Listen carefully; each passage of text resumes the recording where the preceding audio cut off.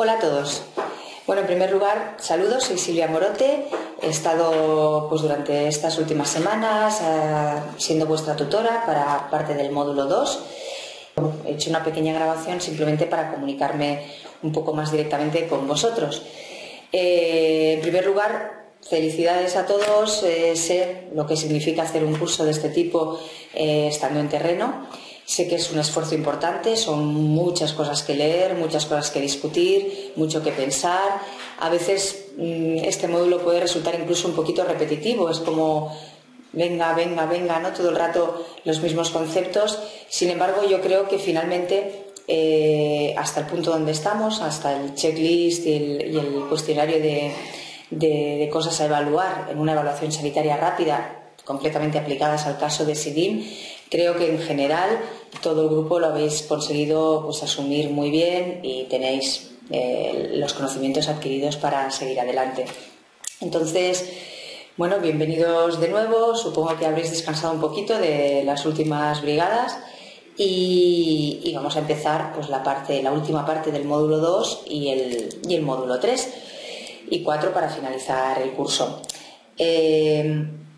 Supongo que habréis visto, y si no, pues lo podéis ver en los próximos días, que cada uno de forma personalizada tenéis un feedback sobre lo que ha sido esta parte del módulo 2, pues un comentario a todas las tareas presentadas para evaluación, tanto de las prioridades a evaluar que habíais considerado y que luego reconsiderasteis tras leer la documentación, como del checklist o el cuestionario que habéis presentado.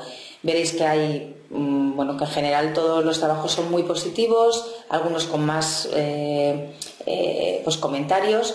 He intentado comentaros cosas de forma constructiva, lo máximo posible. La idea es que tengáis muy claro que cuando se trata de hacer una evaluación sanitaria rápida, ni tenemos un único modelo, ni tenemos un único listado y siempre nos tendremos que ir adaptando al contexto. Entonces, por un lado veis que tenemos muchas herramientas y trabajando en MSF desde el manual de operaciones a otras herramientas adaptadas como la evaluación de un campo de refugiados, por ejemplo, ¿no? De una situación de salud de refugiados, pues tenemos documentos muy buenos con todas las prioridades a evaluar, pero que siempre está el componente personalizado e individualizado para cada situación concreta. Habéis trabajado muy bien sobre ello y habéis visto las diferencias que a veces son mínimas, porque hay cosas que tenemos que al menos tener en la cabeza, que tenemos que echar un rápido vistazo siempre a ellas, ¿no? Por ejemplo, la situación de seguridad. Ya veréis en los comentarios, da igual que se trate de una epidemia, que se trate de una situación de conflicto, la seguridad siempre tendrá que ser evaluada porque en principio trabajamos en contextos que son muy vulnerables y que pueden suponer un problema de seguridad tanto para nuestros equipos trabajando allí como para la propia gente, para la propia población a la que asistimos. Entonces, aunque hay determinadas cosas que siempre evaluaremos, a veces de forma muy transversal y muy rápidas, porque no es la principal razón por la que ir a evaluar, luego iremos haciendo más hincapié o nos extenderemos más en la evaluación de una situación concreta. Si sospechamos una emergencia nutricional, pues posiblemente haremos un screening nutricional rápido y iremos a buscar más datos sobre nutrición. Si lo que sospechamos es una epidemia de ébola, pues iremos a buscar muchos más datos a ese nivel. Si es una situación de desplazamiento masivo, iremos a buscar a lo mejor muchos más datos más amplios, más generales, de todo lo que evaluamos en un desplazamiento o en una gran emergencia por una catástrofe natural. Entonces yo creo que eso os ha quedado bastante claro, habéis establecido muy bien las prioridades.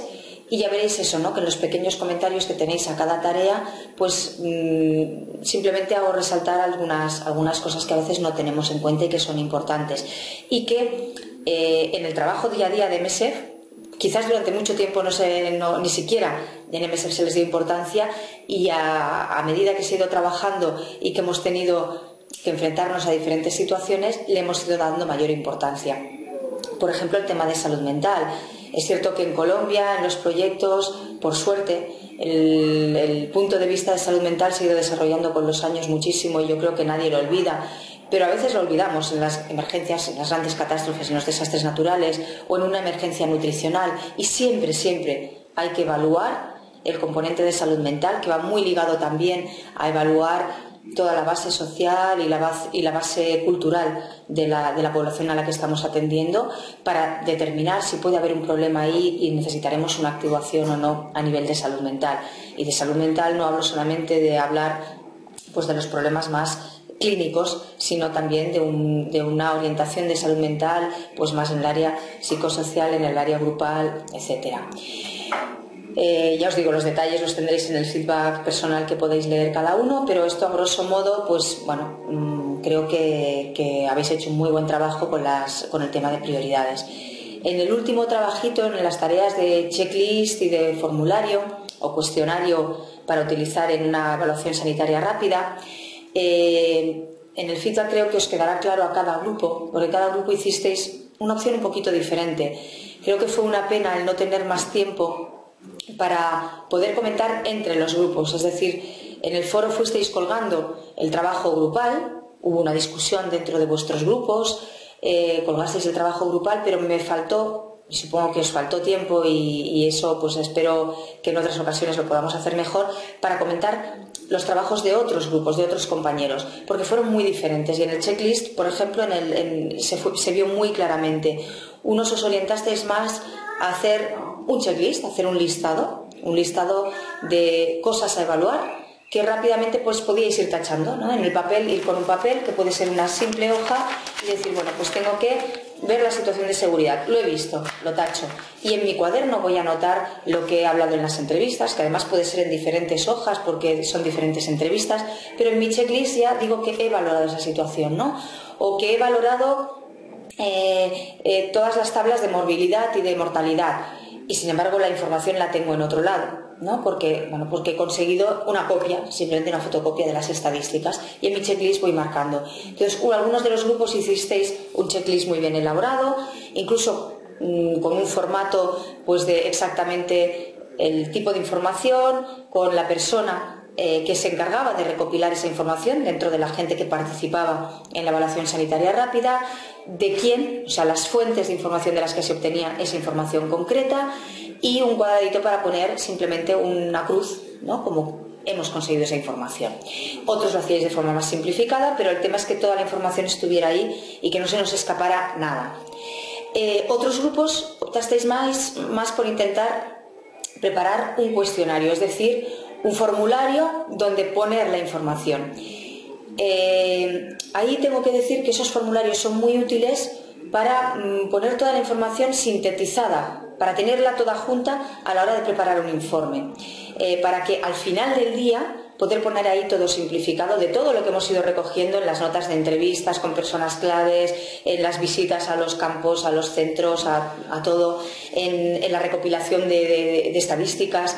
Entonces el cuestionario es útil para poner de forma sintetizada lo que hemos obtenido, pero no es nada útil para ir paseando por un campo de refugiados, por un centro de salud, por un hospital, porque muchas veces los espacios que dejamos no los podemos controlar, no sabemos si es suficiente o no es suficiente, y copiamos mucha información que luego tenemos que resumir. Entonces, bueno, que lo importante es que sepáis separar las dos herramientas, las dos son muy útiles y lo ideal es combinar las dos, un checklist y un cuestionario o formulario donde cada tarde, cada noche, en la reunión posterior al día de la evaluación sanitaria rápida, poder apuntar esa información ya un poquito trabajada, pero que sepáis diferenciar que son dos herramientas, ¿no? Diferentes y con un uso diferente, y que las dos son útiles. Creo que bueno, que en el feedback personal también que tenéis, pues creo que os va a quedar bastante claro, y que bueno, hay comentarios a los trabajos de cada uno en función de lo que yo podía considerar que faltaba o no faltaba. Pero ya os digo que realmente para cada caso y cada situación puede ser algo diferente. La recomendación general es utilizar las herramientas que tenemos en los manuales y adaptarlas.